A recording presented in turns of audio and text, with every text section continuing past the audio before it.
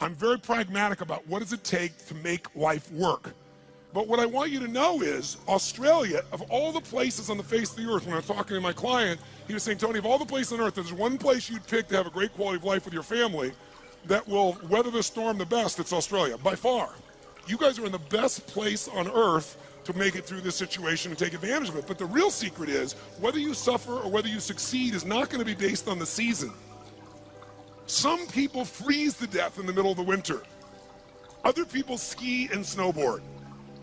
It really comes down to what are you going to do? So as I was coming here, I was thinking, what can I do to show you how to take advantage of the season? What can I do to show you how you can absolutely, doesn't matter what the season is a bad season financially a good or bad time to start a business? Tell me, which one? When the economy is toughest, is it a good or bad time to start a business? You tell me. Which one? Well, of course, that's what he expects me to say is good. But it's the truth. If you look at the Fortune 1000 companies around the world, 65% of them were started in a depression or a recession. The reason is they were started with somebody when all the competition was freaking out. Somebody could start like Apple Computers in the middle of a recession with selling their Volkswagen bus and coming out with some ideas because everybody else was scared and wasn't willing to do whatever it took. Disney started in the depression, right? Fortune magazine started in depression. How are you going to build your fortune in the middle of a depression? It's why they're one of the strongest companies in the magazine business, and a business that's pretty horrible for most people. If you look at Microsoft, it was a recession. You look at the best and most powerful companies, it's because they understood something that's really critical, and that is, don't ask it be easier, ask and make yourself better. If you get strong during the tough time, you'll dominate for the rest of your life. But what I think would be useful is maybe walk you through a tool that I've got that I've developed over the years to turn companies around. And the fundamental tool is there are areas of your business, every one of you in this room, no matter what your business is, if you're in business, you're probably doing something well. How many got some area of your business you're proud of, whether it be marketing or sales or the product or the service? How many got an area you're proud of? Say I. How many got an area you're less than proud of? Say I. The challenge is, where does our energy go? To the areas we feel most skilled and powerful in, or least skilled and least powerful in? Which one? Now, our energy tends to go to the areas we feel most powerful. We do what makes us feel good. We do what we feel competent in, not what we feel incompetent in. And business is complex. It doesn't have to be, but it is. So I thought maybe there'd be a format I could give you there is, let's walk through what the business environment's really like right now, and then let's see if we can walk through what are the areas that if you were just to do this, if I never saw you again, and my goal is to see you again, my goal is to add enough value, go, okay, this is no brainer. I'm gonna take 4 days when Tony comes back, I'm gonna go in this experience and be immersed and grow my business 30 to 100%. But if I don't, here's what I want you to do, or if you don't. I'm gonna cover 7 areas that are what I call the 7 forces of your business. Each force has a forceful impact on your level of success or failure, profitability, etc. There's some areas I bet you're doing good in. Some areas you could do better in. Some areas you're very weak in. The problem is, a chain is only as strong as its weakest what? And in business, so many businesses go through challenges because those weak links are the ones that destroy you, not your strengths. It's true around the world, but actually Australian business is interesting, a little bit more intense than even business in the US in one category. What percentage of Australian businesses are still alive 5 years after they start? Who knows? What percentage of Australian businesses are still alive 5 years after they start? I'll give you a clue. 90% of all Australian businesses are gone in the first 5 years. If you and I are going to really make this thing work, it's that we got to look and say, okay, why do they fail? Why do so many businesses fail? Why is it? I mean, good-intentioned people, smart people, strong people, and yet they still fail. And many of them had good products, good services. They had great advantages when they start. They may have been successful for 3 or 4 or 5 years or even 10 years, and now they're gone. I will tell you what I've seen in my life, and I've had the privilege now of working around the world with 50 million people through my books and tapes and audio and video programs, but I've worked with 4 million people, 4 million from 100 different countries, over the last 34 years. I can clearly tell you there's patterns you don't miss when you've been with that many people and that many businesses. And the one pattern I can tell you above anything else is most businesses fail because they fail to anticipate what's coming. Write that down. Write down, anticipation is the ultimate power. If you fail to anticipate, no matter how smart you are, you're going to end up reacting and your business will pay the price. And the price in the sport we're in is death of the business, just like a gladiator. Now, what do I mean by this?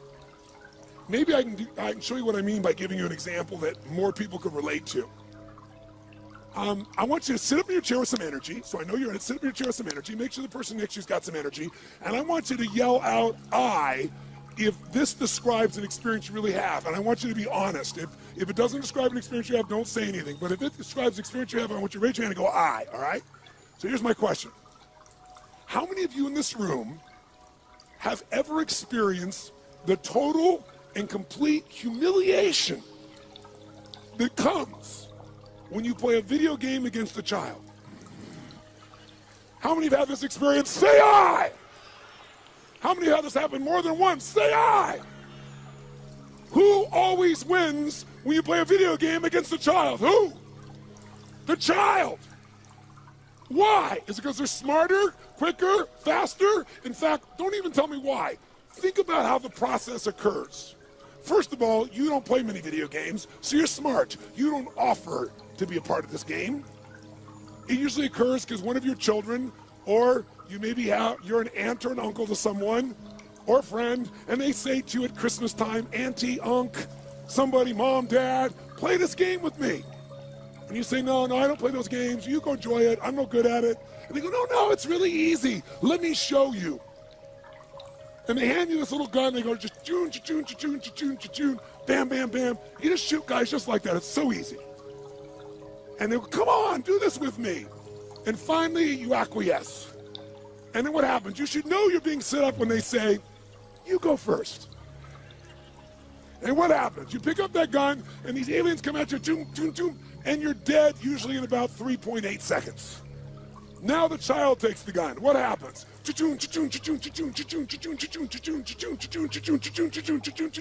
And about 45 minutes later, you get your second turn.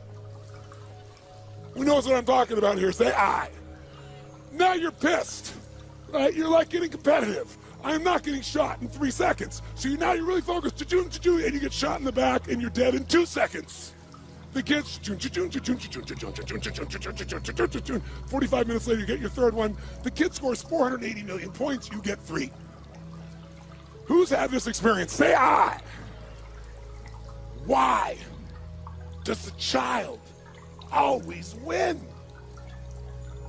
Is it because they're younger, faster, smarter, more flexible?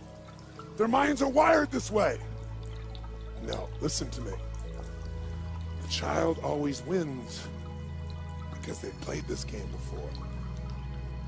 And because they played the game before, listen to me, keywords, they know the road ahead. And if you know the road ahead, you have the ultimate advantage over everyone around you. You must know the road ahead. Why? Because when you know the road ahead, you can anticipate. Write it down again. Anticipation is the ultimate advantage in business and in life. Anticipation, when you know the road ahead, you know what's coming. When you know what's coming, you can anticipate. When you can anticipate, what's the benefit of anticipation? When you anticipate, you're ahead of the game. If you're not anticipating, what do you have to do? React. And when you're in the game of business and you react, you're going to die. It's that simple. I don't care who you are. I don't care how long you've been in business. If you find yourself reacting, you're going to die. You're in business and you didn't anticipate some of the challenges coming up with technology, and all of a sudden it eats you up in a week, in a month. What you built 5-10 years ago disappears. Who's seen this happen and knows what I'm talking about is real here? Say I. So we're talking about the most important skill of all here. Anticipation, because otherwise you're reacting. Why does the kid succeed? They played it so many times. Guess what they know when the game starts? First bad guy's here, second bad guy's here, third bad guy's here. They don't wait. They anticipate and they take control. If there's one gift you could give yourself, is to know this. Write this down if you would. The biggest chokehold in any business, is always the owner/leader. It's the owner-leader's psychology or skills. The biggest chokehold in any business is the owner and leader's psychology or skills. Your mindset, what eats you up is you don't know what's coming. You don't have the skill to handle what's coming because you don't know it. Or you're so beat up psychologically, emotionally by what you've been through, you can't find the answer. So as a result, you end up with a story that limits you. You end up in a state that limits you. What's stopping the business, another way of saying this is the story, the state, and the strategy of the owner or the leader. If you change that owner or leader's state, story, and strategy, you change everything. If you don't, they're not going to succeed. So Bill Gates is a gutsy bastard. Bill Gates has the guy took big risks. He was at Harvard, had a great education set up, wasn't doing so good, but he read a magazine article about the first personal computer called the Altair. And as he read it, he said, you know what? I think this is the future. He anticipated the changes that would come in the future. But he had guts and he took a risk. That's why he's who he is. He called the guy up and he said, listen, I see you got this new computer. You guys need software for that. He said, I've written software for it that'll make it run perfectly. Was that true? Yes or no? It's total bullshit. He made it up. He was just being gutsy and saying, if I tell the guy I've got software and he says, come see me, I'm going to figure out how to do it. Pretty ballsy. Sure enough, the guy said, bring it to me in 3 weeks. So he had 3 weeks to come up with software between he and his partner. And he worked around the clock. And literally, when he went to Altair in New Mexico to show this software, he didn't have a computer to test it on. He didn't know if it was going to work for sure. Thank God for his future, it worked. It was a gutsy, risky thing. He invested all his time and energy. He blew off his school. He did everything. And thank God for him, it worked. But that didn't make him wealthy. You know what made him wealthy? Something called MS-DOS. MS-DOS was software that he did not write. He bought MS-DOS that made him $3.5 billion for $50,000. Bill Gates bought it for $50,000 from somebody else. He saw IBM and he was studying his competition. And he said, they think they're in the computer business. And I think the computer business is going to become a commodity at some point in the future. I want to control the intelligence that controls those computers. So what I'm going to do is I'll offer the software and I'll just go buy it from this kid over here. Now, $50,000 is a huge sum of money. Most business people don't have guts, they don't take risks, and they don't invest. He said, I got to do this. Rolled the dice, got it locked up, went to IBM and convinced them. Now, IBM wanted it. What did IBM want to do? They wanted to buy it from him. He said, no, I'll rent it to you.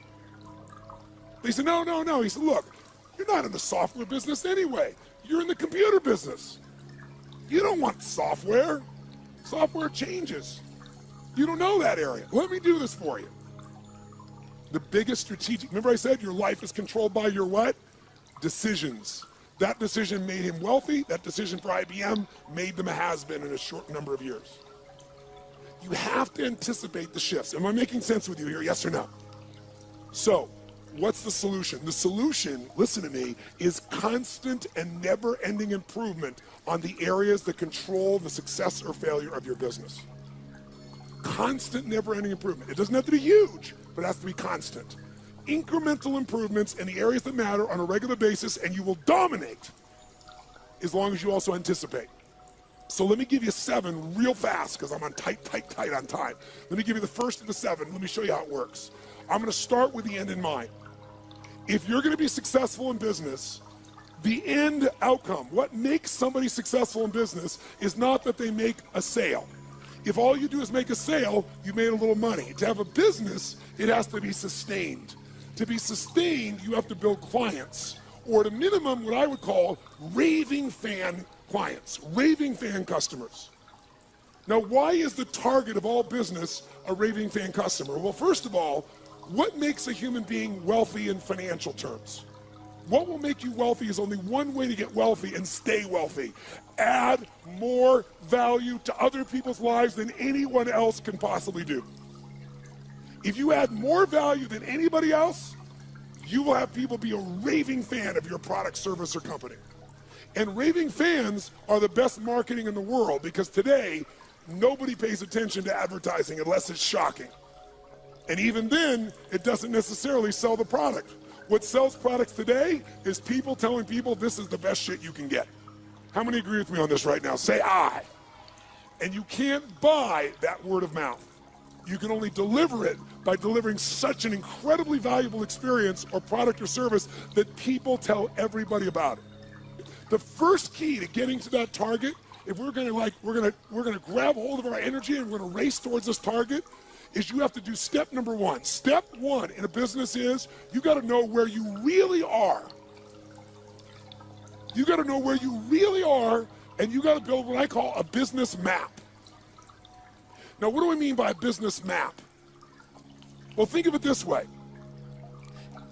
How many of you in this room have a 5-year business plan right now for your company? 5-year business plan, raise your hand. Now, a group of 9,000 people, I'm seeing maybe a dozen hands. The reason you're seeing a dozen hands is because even if you have to do a 5-year plan, it's bullshit. And I'm not being disrespectful. It's bullshit. Why is it bullshit? Everyone tell me. Why is a 5-year business plan in the world we live in today total bullshit? Why? Because the world is changing so fast, you have no clue what's going to be here in 5 years.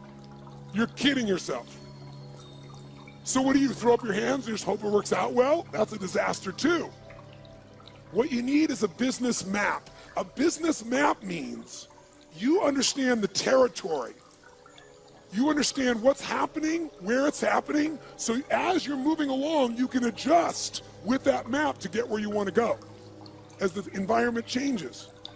The way you frame what business you're in to yourself is the single biggest limit in your business, and I promise you it's limiting who you do business with as well. If you ask Peter Drucker, one of the greatest business geniuses of all time, he used to say, there's really only one question, maybe two in business. His question is, what business are you in, and how's business? You must control the meaning within yourself, within your team, and then the way you market it. But you can't do that until you're crystal clear what business you're in. And every 7 weeks, you should be digging in deeper to what business you're in, or you'll ask a third question. What business do you need to be in? Because let me tell you something. You didn't experience in 2008 in Australia what the rest of the world did, but you're going to experience some of what the rest of the world has experienced coming soon. You're going to experience it in your real estate market, you're going to experience it in your shares market, and you're going to experience some unemployment on a much larger scale than what you guys are uncomfortable with right now. It's coming. I'm not here to be Mr. Positive, and I'm not being negative. I'm saying it's coming, so you want to take advantage of winter, not let it freeze you to death. And you can, because when everybody else is scared and hesitating, if you're doing the things I'm showing you, you will take their market share and you will dominate.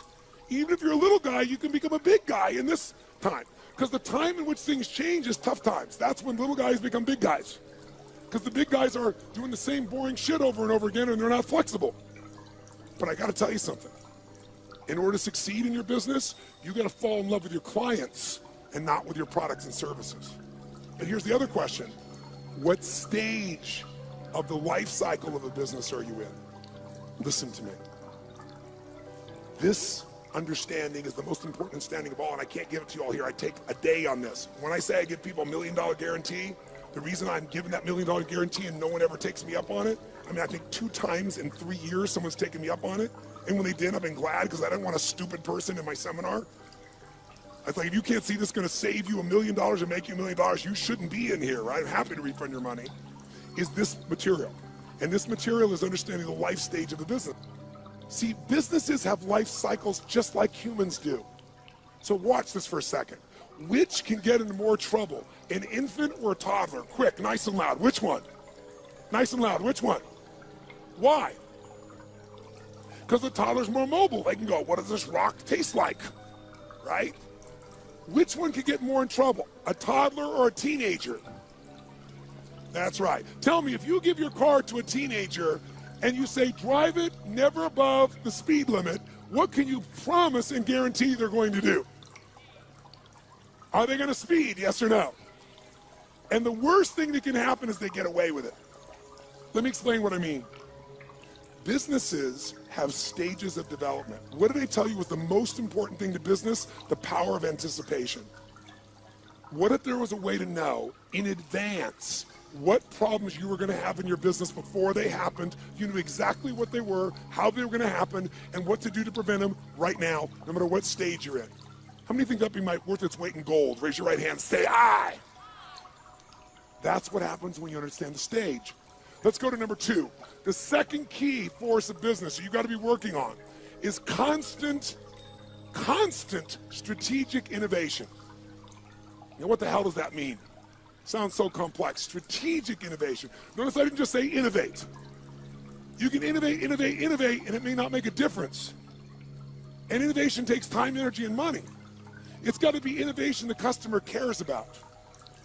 Let's go back to Peter Drucker for a moment. Peter Drucker has always said that the core of all business is only 2 things. If a business is successful, these 2 things are its core: innovation and marketing. Everybody else in your company is employed by the people who innovate and market for your company. Because without them, there is no company. Now, what does innovation mean? It means finding a way to meet people's what? Needs. It means finding a way to add more what? Than anybody else is adding. But listen to me. And maybe this will help you understand innovation in a different way. People say, but I am meeting their needs and my customers are really happy, so why innovate? Because it's called innovate or die in the world we live in. Let me explain why. How often does Apple Computer, even though they're the best, find a way to innovate again? How often can you count on it? Is it consistent, yes or no? Every year, sometimes multiple times in a year, isn't it true? That's why they're number 1. So what you have to do is you can't just meet your needs, you got to meet their needs in a new way. Meet the needs even more, add more value, but do it in a new way. That's how you have raving fan clients. It's not enough to meet their needs. It's not enough to add more value. Got to do it in new ways all the time. It makes it sexy, it makes it mysterious, it makes it interesting, it makes them want to engage you. It gets them to tell everybody else about the new thing you're doing. Okay? Now, let's go to number 3 real fast. I'm going to have to kick this in gear to catch up. So number 3 is, if you, what was it that we said Drucker said? All business is 2 things, innovation and what? Come on, guys, innovation and marketing. Answer this question for me. Does the best product or service always win? Yes or no? Nice and loud, yes or no? Which company always wins? McDonald's? Where does that shit come from? No, the best marketed product or service. For better or worse, and let's use McDonald's, okay, man? That's a good example. Tell me something. Perfect example. Does McDonald's make the best tasting hamburger in the world? Notice we got a universal 9,000 person response. No. Is it the tastiest? Is it the best quality? Yes or no? But it is the best what? Marketed, as you would say, marketed in the world. I call it marketed. The point of the matter is, this company understands marketing, and even though they have a shit product, they got billions and billions and billions of people to eat that shit. Now, here's the problem with marketing today. It's a significant problem. I want you to think about this. Does anybody know how many marketing messages the average person had to see 15 years ago? How many messages before they would start to seek you out to consider buying your product, where they would do something active to seek out your product? Does anybody know? 15 years ago, how many times did they have to see a message from you on average if you had a quality ad? The answer is 4. 15 years ago. Does anybody know what the number is today? 16. Now, what do you think that's done to companies' profitabilities? Add value. Does this make sense? Become an education marketer, become someone that does value, because then you become the valued expert, not a stupid salesperson. because you're giving me something. And if you give me something, I want to give you something. I'd love to give you my business if you're going to give me something. But if you're just going to advertise, screw you. Raise your hand if you follow this. Say I. And then you don't have to go for 16 exposures. You can get somebody in one exposure. And they'll answer your emails. And they'll reach out to you. And you watch your business grow like you can't even dream. Force number 4 is the constant, never-ending improvement of sales and mastery systems. Sales mastery systems. Marketing is wonderful, but if you don't convert that marketing into sales, you don't have a business. Now, because of time, here's what I'll tell you on this one. We're going to give you that's valuable, that's simple. How about this? How many of you right now in this room have a business that's primarily done with no salespeople, all on the web? Raise your hand. No salespeople, all automated. Raise your hand if you have salespeople. If you have salespeople that work with you, the majority of you. If you have an automated business, no matter how good it is, you don't want a one-legged stool. A one-legged stool at one point can get in trouble and you collapse. You want at least 3 legs, and one of those legs, as a minimum, has got to be a sales team. Now, how can you grow, though, when you're a brand new small business or you've been around a while? Well, technology today allows us to be able to hire people to go to work for us literally 24/7, 365 all around the world. We literally have more than 150 people that work for one of my companies, all of which live in different parts of the world, all of which we know only by way of our experience of them, by way of Skype calls where we can see them and coach them, but we measure them better than the persons in the same room with us in the old days. We know what they're doing every moment. We know people are responding. We know everything because it's all fed to us by the web. We have virtual companies now. So if you don't have a lot of resources, we can show you how to get 3 or 5 salespeople in your little company, like these couple of guys here that right now are operators. What if you had 3 people that their entire life was about how to make sure they filled your business? Well, you wouldn't have one little location, you might have 5. But here's what I can tell all of you, just give you one quick hint in this area in the time that we got. Write down one thing. Great salespeople are not trained, they are found. Great salespeople are not trained, they are found and then trained to be even better. And this is coming from a guy that's trained 2 million salespeople in the world. I did that for 15 years. It's one of my jobs. Here's what I mean by this. Write down this phrase. Nature is the most powerful factor. Nature is the most powerful factor. If I was going to give you something in 2 seconds right now, I'd say it's this. If you're going to get a great person to sell for you, you can train somebody all day long, but their nature has to match the job. The 5th force you got to take control of, you've got to have constant anticipation. Remember that key word, anticipation? So you're not reacting, you're anticipating, you know the road ahead in 2 areas of your business. Legal, and I know you're not a lawyer, at least most of you, but you got to know where your risks are, and financial or accounting. Now, how many of you in this room as business owners hate accounting? If you're with me, brothers and sisters, can I have a hallelujah? However, unfortunately, even though you hate it, how many of you in this room have ever been bitten in the bum, so to speak, because you thought the numbers were one thing or they meant something or your cash was one level and it was another? Some accounting piece that really, really hurt you at the time. Who's had this experience before? Raise your hand nice and high. Say I. I want to tell you something. More companies go down because most of you in this room do not like accounting, and I do not want to sell you on being an accountant. What a boring-ass job. But I do want to sell you on knowing enough of this that you can run that accountant or that CFO. Because you still have to lead, and if you don't, you'll become part of the 99% that fail. I don't care how big, smart you are, I don't care how much your sales are. Learning how to manage your business includes the economics, and we take half a day and make it fun so that you can kick ass with any CFO or accountant, and you can ask them questions they don't know. Let me ask you 2 questions real fast. Question 1. How many of you have a specific day of the month that you always go through your financials and you never, ever miss on your business? Raise your hand. Keep your hand up and look around the room. It's not even 3% of the room that does this. That's why 99% go out of business. Remember I said in the beginning, What is the chokehold in the business? It's the psychology and the skills of the entrepreneur. If you don't develop the skill of knowing how to manage the finances, I don't mean write it down and do the accounting. I mean know how to read that and use that information as intelligence to guide yourself, you're going to be in trouble. In business, nobody gets a special license. You can go out there and know nothing about numbers except what you think you know, and that's why you go out of business. This is a skill. If you don't get it from me, you better go get it now. But I can give it to you in a fun way in half a day of the 4 days, where you'll be able to read financials and find stuff your accountant's not finding. And then what you want to find is the intelligence that allows you to know how to run your business more effectively. I'll give you a little clue. Who here knows the 3 documents you've got to see every single month to run your business? Raise your hand if you know the 3 and can name them.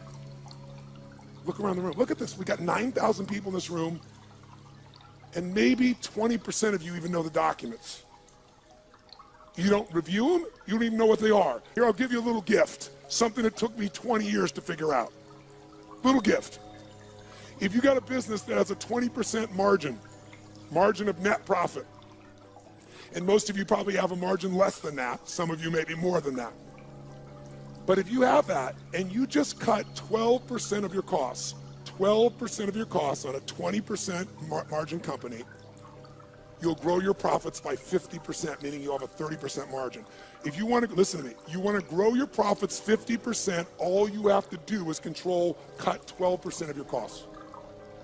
But you're never going to do that when you don't even look at your own financials. Let's go to the next one. Finally, number 6. Number 6 is, what if I said to you there was treasure in your business, and that treasure is just waiting for you to come by and pick it up? But you got to dig for it. But if you pick it up, it's going to cost you nothing. What if I said to every one of you in this room, no bullshit, no hyperbole, no exaggeration. In the next 6 to 12 months, 18 months at the outside, in a tougher economy even, you could grow your business 30 to 130%, no exaggeration, no hyperbole. And it's not going to cost you any more money to do it. When I say it's not cost you any money, let me be honest. You might find by spending $5,000, you could make $150,000. Or by spending 10, you could make $500,000. So to me, that's not spending money. How many follow what I'm talking about here? Say aye. That is this skill. This is my strongest skill. This is why companies call me in to do turnarounds. This is why my companies are where they are through all the economies and all the countries I've been in, all the industries. You have to learn the skill of optimization and maximization. That's this point. You have to learn to optimize and maximize your business on an ongoing basis. Now, what does that mean? It means figuring out how to do what you're already doing, where you get a geometric result from a bunch of small changes. Small changes that accumulate to create a geometric change. But you gotta master this. Go home and figure this out by itself if you want to, and you can start making progress right away.